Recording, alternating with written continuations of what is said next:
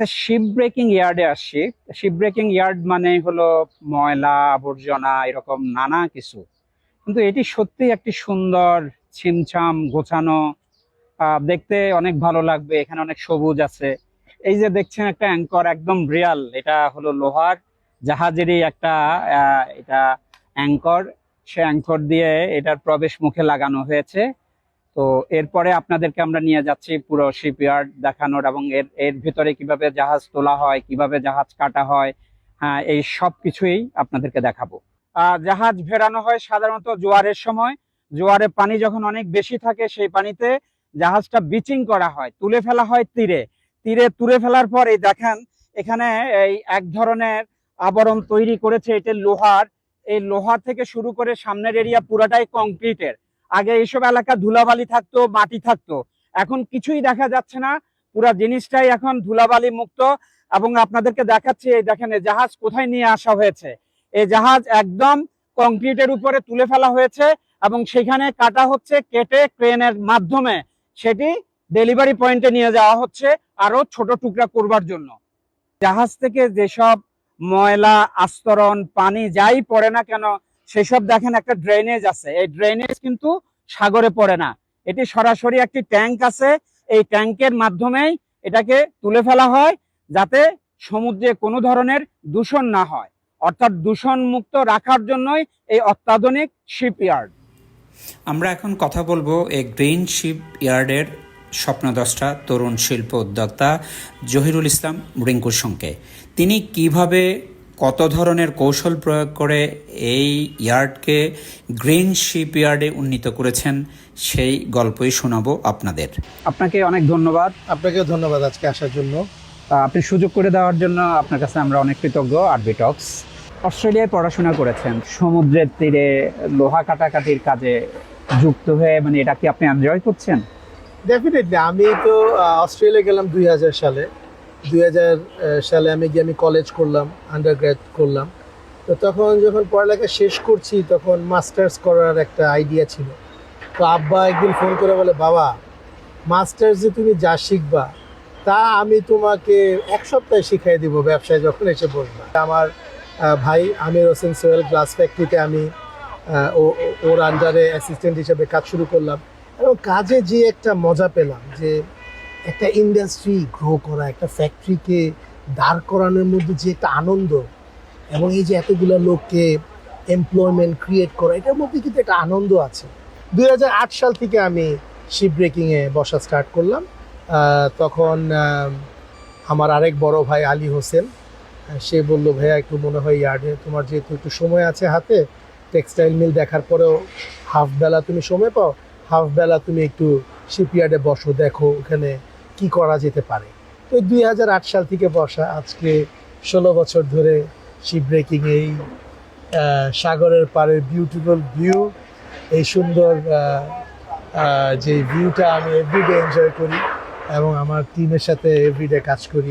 লোহার মোটা মোটা তার দেখতে পাচ্ছেন রশির মতো, এটাকে বলা হয় উইন্স। এই উইন্সের মাধ্যমে, অর্থাৎ লোহার মাধ্যমে দেখেন বিশাল আকৃতির জাহাজকে টেনে তীরে তোলা হয় এবং তারপরে কাটার কাজে নিয়োজিত হয় প্রশিক্ষিত শ্রমিকরা। জাহাজ কাটার কাজে নিয়োজিত শ্রমিকরা যাতে সরাসরি জাহাজে উঠতে পারে এবং কোনো ধরনের পানি বা মাটি পায়ে না লাগে, তার জন্য এরকম ব্রিজ তৈরি করা আছে। এই ব্রিজ দিয়ে হেঁটে সরাসরি জাহাজে উঠে যাবে শ্রমিকরা। দর্শক, এখন আপনাদেরকে দেখাবো বিশাল আকৃতির জাহাজ কিভাবে কাটা হচ্ছে কাটিং টর্চ দিয়ে। এই যে যন্ত্রটা দেখছেন, একজন শ্রমিক পুরো নিরাপত্তা পোশাক পরিধান করে, এবং নিরাপত্তা পোশাক পরিধান নয়, সে যত ধরনের পোশাক পরেছে সবগুলোতেই তার নিরাপত্তাটা সুনিশ্চিত করা হয়েছে। এবং দেখেন কাটিং টর্চ যেটি, সে কাটিং টর্চ দিয়ে বিশাল আকৃতির জাহাজ কিভাবে কেটে ফেলা হচ্ছে। এখন দেখানো হচ্ছে যে কিভাবে লোহা কেটে খুব দ্রুত সময়ের মধ্যে কিভাবে তাপ দিয়ে কেটে ফেলা হচ্ছে। দেখুন, পুরনো জাহাজ কাটার কাজে আগে যে ধরনের নিরাপত্তা ব্যবস্থা ছিল সেটি পর্যাপ্ত ছিল না। সেই কারণে নানা ধরনের দুর্ঘটনা ঘটতো, প্রাণহানির ঘটনা ঘটতো, কিন্তু এখন ব্যবস্থাটা এমনভাবে আধুনিকায়ন করা হয়েছে, শ্রমিকরা এত ঝুঁকিপূর্ণ কাজ করার পরেও নিরাপদেই থাকেন। 16 বছর ধরে ইয়ার্ডের ব্যবসা করছেন, জাহাজ আমদানি করছেন, কাটছেন, বিক্রি করছেন। তো এই সব কিছু মিলিয়ে আপনাকে যদি বলা হয় কোন জিনিসটা নিয়ে প্রাইড করার মতো জায়গা তৈরি হয়েছে? দেখেন, আমি যখন ইয়ার্ড ডেভেলপমেন্টের কাজ শুরু করেছি তখন সবাই একটা জিনিস বলতো যে তুমি ইনফ্রাস্ট্রাকচার দিতে পারবা, কিন্তু তোমার লোকরা তো এটা ইউটিলাইজ করবে না, ইউজ করবে না, কারণ তোমার এখানে এডুকেশন লেভেল এত লো, তোমার ওয়ার্কাররা এটা ফলো করতে পারবে না। তা আমি মনে করি বিগেস্ট অ্যাচিভমেন্ট আমাদের ছিল যে এই যে ম্যান পাওয়ারটাকে আমরা এডুকেট করতে পেরেছি এবং ওদেরকে আমরা এই যে প্রপার ওয়েতে শিপ রিসাইক্লিং কীভাবে করা যায় এটা করার জন্য যে ওদেরকে আমরা উদ্বুদ্ধ করতে পেরেছি এবং ওরা যেটা ফলো করছে, আমি মনে করি এটা আমার জন্য সবচেয়ে বড় আছে। আমি যদি ধরেই নেই আপনার এখানে মিনিমাম ওয়েজেস কত একজন? আমাদের বাংলাদেশের মিনিমাম ওয়েজ বোর্ড অনুযায়ী 16,000।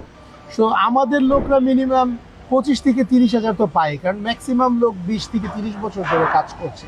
তো মিনিমাম ওয়েজটা আমাদের জন্য মিনিমামই। আমরা চেষ্টা করি আরও, কারণ কি আমরা সব কাজ জানা লোক নেই, আমরা সব মানে এক্সপিরিয়েন্স লোক নেই, ওদেরকে আমাদেরকে নর্মাল থেকে অনেক বেশি। আপনাদের বোনাস কি পরিমাণ? যে আমরা বছরে চেষ্টা করি টোটাল 13টা বোনাস দেওয়ার জন্য, যেটা আমরা গত বছর দিয়েছি। 13টা মানে আপনি রিপিট করেন? আর যে আমরা রোজার ঈদে 12টা বোনাস দিয়েছি গত বছর এবং কোরবানি ঈদে একটা বোনাস দিয়েছি। সবচেয়ে বড় অর্জন হচ্ছে এই বছর আমরা ইউরোপিয়ান একটা অডিট ফার্মকে দিয়ে আমাদের ইয়ার্ডটাকে অডিট করিয়েছিলাম as per all the international regulation. ওয়ার্ল্ডে শিপ ব্রেকিংয়ের যত রেগুলেশন আছে সবগুলার মানদণ্ড নিয়ে আমরা ওদেরকে অডিট করতে বলেছিলাম। ওরা প্রায় 1 সপ্তাহ থেকে অডিট করেছে, আমাদেরকে 100-তে আমাদেরকে 94 মার্কস দিয়েছে এবং এটা ওয়ার্ল্ডে ওদের দেওয়া হায়েস্ট মার্কিং। ইউরোপিয়ান কোনো ইয়ার্ড 85-86-এর বেশি পায় নাই, আমাদেরকে ওরা 94 দিয়েছে এবং ওরা বলেছে যে ইউরোপিয়ান যে মহিলাটা এসেছে ও বলেছে যে আমি আমার লাইফে এত সুন্দর, এত অর্গানাইজড, এত গোছানো ইয়ার্ড আমি দেখি। এই যে আমরা শিপইয়ার্ডের এক প্রান্ত থেকে আরেক প্রান্তে হেঁটে যাচ্ছি, শিপ কিভাবে কাটা হচ্ছে, শ্রমিকরা কিভাবে কাজ করছে সুশৃঙ্খলভাবে, এইসব আমরা দেখতে পাচ্ছি। কিন্তু আগে বেশ কয়েক বছর আগেও শিপইয়ার্ডের এরকম অবস্থা ছিল না। পড়ে থাকতো লোহার টুকরা যেখানে সেখানে, শ্রমিকরা কাজ করতেন খুব ঝুঁকিপূর্ণভাবে এবং কাদা, ময়লা, আবর্জনার স্তূপ থাকতো। তো সেই রকম পরিস্থিতি থেকে পুরো আমূল পাল্টে গেছে এখনকার এই গ্রিন শিপ ইয়ার্ড। আগে এইসব জায়গা সাধারণত কাদা, বালি সবকিছুতে ভরা থাকতো। এখন দেখেন আপনারা, এটা পুরাটাই হলো একদম পাকা করা, পাকা একদম, হ্যাঁ, ফ্লোরের মতো, রাস্তার মতো। এখানে কোনো ধুলাবালি নাই, মাটি নাই, পানি নাই। এবং এই জায়গায় দেখেন কাটিং করা হচ্ছে বিশাল আকৃতির জাহাজ। আমরা এখন দেখব যে কত বিশাল ওজনের একটি লোহা ট্রেনে করে এক জায়গা থেকে আরেক জায়গায় নিয়ে যাওয়া হচ্ছে। আগে এসব কাজ করা হতো ম্যানুয়ালি, অর্থাৎ শ্রমিকরা হাতে নিজেরা এসব কাজ করতেন। এখন যন্ত্রের সাহায্যে সেই কাজটা করা হচ্ছে খুব দ্রুততার সঙ্গে। ফোরকান, সাইরেনটা বাজাও, সাইরেন।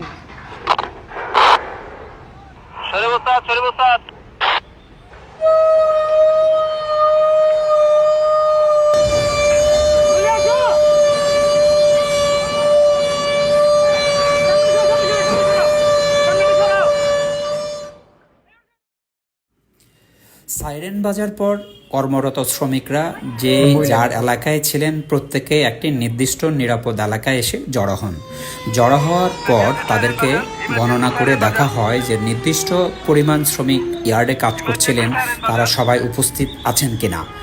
দেখা গেল সবাই তারা উপস্থিত আছেন, অর্থাৎ দুর্ঘটনা এড়ানো গেল। এটি একটি মহড়া মাত্র এবং এদেরকে এই সময় ব্রিফিংও করা হয়। ব্রিফিং শেষে প্রত্যেকেই যে যার কাজে ফিরে যান। আবার সাইরেন বাজানোর সাথে সাথে মানুষগুলা যেমন দূরে সারিবদ্ধভাবে এসে দাঁড়িয়ে যাচ্ছে, সাথে দেখলাম যে প্রাণী, অবুঝ প্রাণী, কুকুরও ছিল, তারাও দেখি যে এটা খুব ইন্টারেস্টিং। এটা যদি একটু বলেন। দেখেন, যে কোনো সিচুয়েশনে ওয়ার্কারদের সেফটিটা আমাদের হাইয়েস্ট প্রায়োরিটি। আমরা যেটা করি, আমরা যখন আমাদের সেফটি অফিসাররা প্রতি বছর স্টার্টিংয়ে বসে, সারা বছরের আমরা একটা সেফটি প্ল্যান করে ফেলি। এর মধ্যে বিভিন্ন ধরনের ট্রেনিং থাকে, সেফটি ড্রিল থাকে। সেফটি ড্রিলটা আসলে খুবই ইম্পর্ট্যান্ট। আমাদের প্রতি মাসে বিভিন্ন টাইমে এরকম সেফটি ড্রিল হয়, যেখানে আমরা সাইরেন বাজানোর সাথে সাথে আমাদের সব ওয়ার্কার, আউটসাইড ওয়ার্কার, আমাদের নিজস্ব ওয়ার্কার, সবার সেফটি এরিয়াতে আমাদের যে জোনটাতে আছে যেখানে আমরা মিলিত হওয়ার, ওইখানে দ্রুততার সময়ের মধ্যে চলে আসতে হয়। এবং প্রতিটা ওয়ার্কার বা প্রতিটা লোক যখন ইয়ার্ডে ঢুকে, তখন আমরা ওদের থেকে একটা সাইন এবং ওদের নামটা আমরা রেজিস্টার করি। এই রেজিস্টারটা আমরা ফলো করি যে আমাদের কতগুলো লোক ভিতরে আছে। তো প্রতিটা মানুষকে আমরা মেক শিওর করতে চাই যে ওরা যাতে রেজিস্টার্ড হয়ে ঢুকবে, এবং প্রতিটা মানুষের সেফটি আমাদের ইনশিওর করতে হবে। অনেক ধন্যবাদ আপনাকে। থ্যাংক ইউ আজকে আসার জন্য, অনেক অনেক ধন্যবাদ। আরবি টক্সের তরফ থেকে আপনার প্রতি কৃতজ্ঞতা, অনেক সময় দিচ্ছেন, আপনার মূল্যবান সময়। পিএইচপি ফ্যামিলির পক্ষ থেকে আপনাকে ধন্যবাদ। Thank you.